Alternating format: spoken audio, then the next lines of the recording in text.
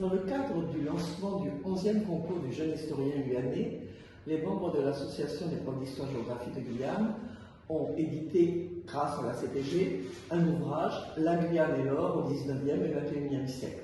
Il sera présenté, nous vous invitons à cette présentation, lors d'une conférence le vendredi 17 novembre à 18h30 à la MCMG. L'or a profondément marqué l'histoire de la Guyane.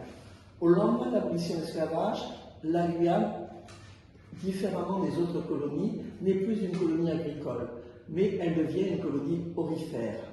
Des milliers d'hommes venus de Guyane, venus d'ailleurs, Antilles, Sainte-Lucie, les pays voisins, vont entrer par les fleuves dans la forêt guyanaise dans des conditions extrêmement difficiles pour chercher fortune, pour chercher de l'or. C'est une véritable épopée, c'est une façon de vivre tout à fait nouvelle qui va se créer à ce moment-là. Ces hommes, ces femmes vont recomposer la société guyanaise, vont la modeler différemment, en leur apportant de nouvelles traditions, de nouvelles façons de vivre, et vont en même temps modifier l'espace guyanais.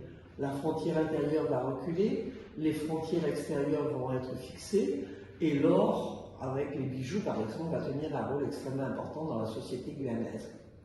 Aujourd'hui, qu'en est-il de la place de l'or? Eh bien, l'or a un aspect beaucoup plus négatif.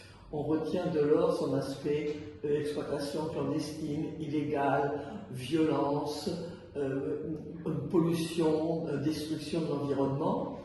Se pose malgré tout la question de savoir, y a-t-il une place? Y aura-t-il une place demain? Y a-t-il une place un jour?